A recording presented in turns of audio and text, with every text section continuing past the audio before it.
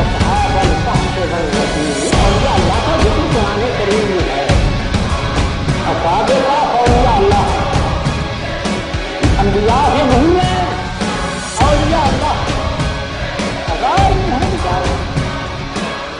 اللہ تعالیٰ فرماتا ہے ثانی من آیاتنا عجبا، اور ہماری عجیب نشانیاں. لیکن دین کی ذمہ داری صرف علماء پر بھی نہیں بلکہ ہر اس شخص پر جو پڑھتا ہے لا الہ الا اللہ محمد رسول اللہ صلی اللہ علیہ وسلم.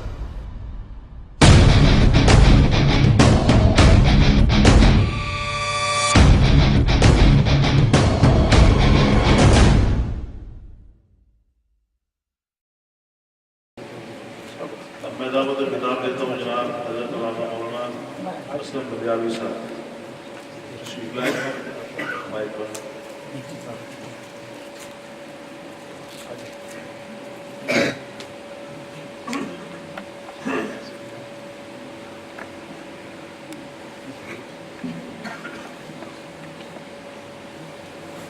نحمده ونصلي ونسلم على رسوله الكريم. أما بعد فأعوذ بالله من الشيطان الرجيم. بسم الله الرحمن الرحيم. ربنا وابعث فيهم رسولا منهم يتلو عليهم آياتك ويعلمهم الكتاب والحكمة ويزكيهم إنك أنت العزيز الحكيم. صدق الله مولانا العظيم وبلغنا رسوله النبي الكريم الأمين. قال الله تبارك وتعالى في شأن حبيبه مخبرا وآمرا إن الله وملائكته يصلون على النبي يا أيها الذين آمنوا صلوا عليه وسلموا تسليما. اللهم صل على سيدنا ومولانا محمد وعلى آل سيدنا ومولانا محمد مبارک وسلم وصلی علیہ. پیر طریقت بانی محفل حضرت علامہ الحاج بیرسٹر زہر الافتاب صاحب صدیقی دعوت برکات الملالیہ، عالمی مبلغ اسلام، مناظر اسلام، شیخ الحدیث حضرت علامہ الحاج پیر سید محمد عرفان شاہ صاحب مشہدی دامت برکات و ملالیہ، دیگر نہایت ہی واجب التعظیم و تکریم علماء اہل سنت اور معزز حاضرین و سامعین کرام، آج کا یہ عظیم الشان عرس، اس کی تقریب نبی کریم رؤوف الرحیم صلی اللہ علیہ وسلم کی امت کے دو اکابر علماء ربانیین کی یاد میں انعقاد پذیر ہے. میں اس تقریب سعید کے انعقاد پر جیسا کہ پہلے ذکر فرمایا گیا کہ سلسلہ منقطع ہونے کے بعد پھر سے یہ شروع کیا گیا. قبلہ صاحبزادہ صاحب کو ہدیہ تبریک پیش کرتا ہوں. یہ دو اکابر وہ شخصیات ہیں جو مسلک اہل سنت والجماعت کے صحیح معنوں میں محافظ تھے اور نبی کریم رؤوف الرحیم صلی اللہ علیہ وسلم کے صحیح وارث تھے. جو نبی کریم صلی اللہ علیہ وسلم نے ارشاد فرمایا العلماء ورثۃ الانبیاء، علماء ربانیین انبیاء کے وارث ہیں. نبی کریم صلی اللہ علیہ وسلم کی امت کے علماء کو خاص کر کے یہ اعزاز عطا فرمایا گیا حضور علیہ السلام نے ایک مقام پر فرمایا علماء امتی کا انبیاء بنی اسرائیل، میری امت کے علماء بنی اسرائیل کے انبیاء کی طرح ہیں۔ جو ڈیوٹی اور ذمہ داری اللہ جل مجدہ نے انبیاء بنی اسرائیل کے ذمہ لگائی تھی، نبی کریم صلی اللہ علیہ وسلم کے تشریف لے جانے کے بعد حضور کی امت کے علماء کے ذمہ وہ ڈیوٹی اور ذمہ داری لگائی گئی۔ حضور سید العالمین صلی اللہ علیہ وسلم کے وارث، ان کے اندر یہ 3 صفات بالکل واضح اور بدرجہ اتم ہونی چاہیے، جو اللہ جل مجدہ نے قرآن مجید میں نبی کریم صلی اللہ علیہ وسلم کی بعثت کا مقصد بیان کرتے ہوئے فرمایا کہ حضور صلی اللہ علیہ وسلم کی بعثت کا مقصد کیا ہے؟ یتلو علیہم آیاتک۔ حضرت خلیل اللہ علیہ نبینا علیہ السلام دعا کرتے ہیں، اللہ امام الانبیاء کو مبعوث فرما کہ جو تیری آیات اس امت پر تلاوت فرمائے، وَيُعَلِّمُهُمُ الْكِتَابَ، اور اس کتاب کی تعلیم، اور وَيُزَكِّيهِمْ، اور ان کا تزکیہ نفس فرمائے۔ یہ 3 صفات ان کے اندر جمع ہوں تو پھر نبی کا وارث کہلاتا ہے۔ تینوں صفات موجود ہوں تو پھر حضور صلی اللہ علیہ وسلم کی وراثت کا صحیح معنوں میں وہ مالک قرار پاتا ہے کہ حضور کا وارث ہے۔ حضرت مرادر اعظم مولانا محمد عمر اچھروی رحمہ اللہ تعالی نور اللہ مرقدہ، آپ یقیناً اس منصب پر فائز تھے۔ آپ نے نبی کریم صلی اللہ علیہ وسلم کی وراثت تقسیم فرمائی، اور حضور صلی اللہ علیہ وسلم کی امت کے اکابر علماء کرام میں آپ کا شمار ہوتا ہے، اور آپ نے مسلک اہل سنت والجماعت کا وہ تحفظ فرمایا کہ اہل سنت والجماعت کے اس دور میں آپ تجدید کے مرتبے پر فائز تھے، اور آپ کے صاحبزادے حضرت علامہ مولانا محمد عبد الوہاب صاحب رحمہ اللہ تعالی، وہ انہوں نے بھی اپنے باپ کی جانشینی کا صحیح حق ادا کیا، اور جو قرآن مجید کی آیت میں نے تلاوت کی، یہ اس کے اندر جو صفات اللہ نے حضور سید العالمین صلی اللہ علیہ وسلم کی بیان فرمائی وہ ان تک منتقل ہوئی۔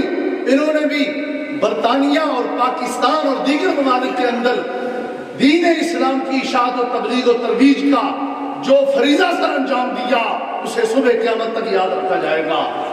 آج کا یہ عرس، اس پر اس سے پہلے بڑی عظیم تقاریر ہوئی ہیں اور بڑی کھری کھری تقاریر ہوئی ہیں۔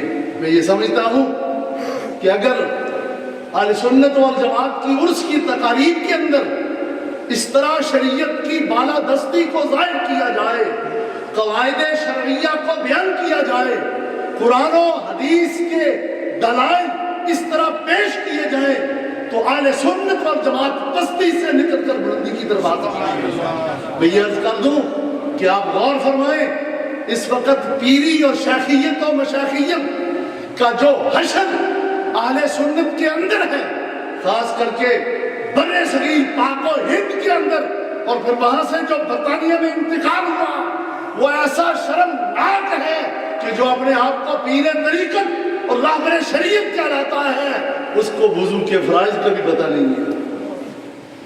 اور کیا علماء کرام کی ذمہ داری اس پر نہیں عائد، ان پر عائد ہوتی کہ یہ اس کی پوری صفائی کریں، تنقیح کریں، اور اس کو صاف اور مصفح کر کے امت کو یہ بتایا جائے کہ شیخ طریقت وہ ہوتا ہے جو قرآن کا عالم بھی ہو، جو تعلیم کتاب کا بھی ماہر ہو، قرآن کا طالب بھی ہو، تزکیہ نفس بھی کرتا ہو، جس کا ظاہر و باطن رسول اللہ کی سیرت کا مظہر ہو۔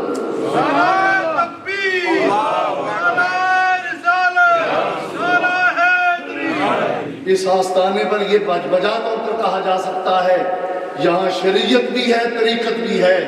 مناظر اعظم رحمہ اللہ تعالی کو جن حضرات نے دیکھا، ہمیں زیارت کرنے کا شرف حاصل ہوا، بہت چھوٹی عمر تھی، ہم قرآن مجید جہاں حفظ کرتے تھے جامعہ عربیہ غوثیہ لالا موسیٰ جی ٹی روڈ، وہاں حضرت لاہور سے تشریف لاتے تھے اور جمعہ پڑھاتے تھے۔ ان کا اس دور میں ہمیں بہت بچپن میں حضرت کی زیارت اور ان کا بات سننے کا موقع ملا۔ آپ جو ہے آپ نے دین اسلام کی خدمت میں وہ کردار ادا فرمایا، اللہ اکبر، جو نبی کریم صلی اللہ علیہ وسلم کے ایک صحابی ارشاد فرماتے ہیں کہ فقیہ کامل کون ہوتا ہے، جس کے متعلق اللہ فرماتا ہے مَن یرد اللہ بہ خیرا یفقہہ فی الدین، فرماتے ہیں کہ فقیہ کامل وہ ہے، حضرت ابو دردہ فرماتے ہیں رضی اللہ تعالیٰ عنہ، اور فرماتے ہیں فقیہ کامل وہ ہے جو اللہ کی راہ میں شریروں، اس کا خلاصہ یہ ہے شریروں کا رد کر دے اور ان کا رد کرے، کلا کما کرے، وہ فقیہ کامل ہے۔ اور نبی کریم صلی اللہ علیہ وسلم نے ارشاد فرمایا کہ عالم کبیر کون ہوتا ہے؟ فرمایا بڑا عالم کون ہوتا ہے؟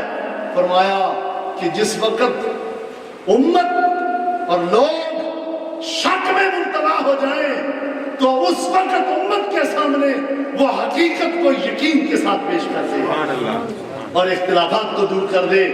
حضرت مناظر اعظم اور ان کے صاحبزادہ رحمہم اللہ تعالیٰ نے دین اسلام کی خدمت جو فرمائی تو واقعتاً اللہ کی راہ میں جو شریر تھے ان کا کلا کما فرمایا۔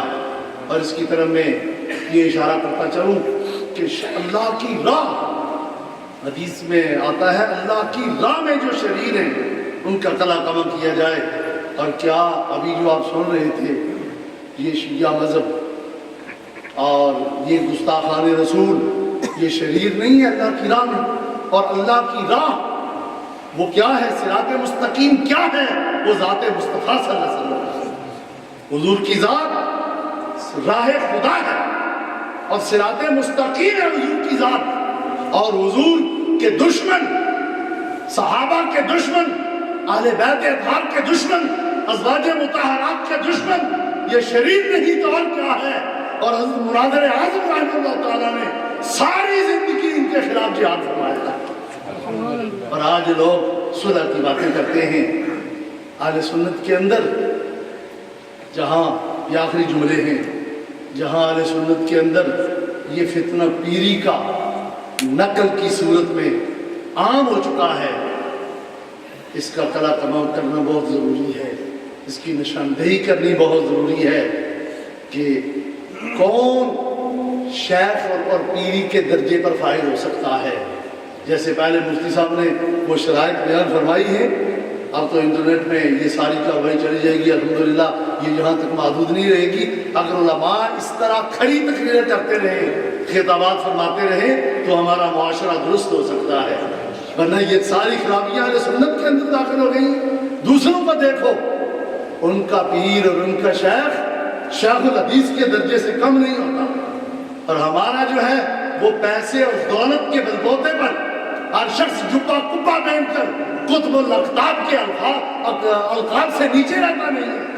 اللہ اکبر، یہ اہل سنت کے لیے بڑے افسوس کی بات ہے۔ حضور غوث اعظم رضی اللہ تعالیٰ عنہ کی سیرت کو اپنانا پڑے گا، جو اپنے آپ کو پیری کی لائن میں لانا چاہتا ہے۔ آپ فرماتے ہیں درست العلم حتی صرت قطبا، غوث پاک نے فرمایا میں نے علم پڑھا ہے کہ قطبیت کے درجے پر فائز ہو گیا ہوں۔ علم پڑھنا پڑے گا، پہلے علم پڑھو اور پھر اس کے بعد جو ہے وہ پیری کا دعویٰ کرو۔ اور اس کے ساتھ ساتھ جو اہل سنت کے اندر شیعیت،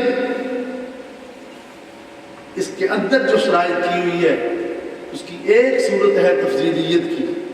آخری جملے میں عرض کر رہا ہوں، یہ اہل سنت کے اندر مرض ہے۔ ایک تو دشمن بالکل ظاہر باہر ہو کے آتا ہے، ایک اندر سے دشمن پیدا ہوتا ہے، وہ زیادہ خطرناک ہے۔ تفضیلیت کا مسئلہ اسے معمولی نہ سمجھا جائے، جی حضرت صدیق اکبر رضی اللہ تعالیٰ عنہ کو افضل نہ مانا جائے تو کیا ہو جائے گا؟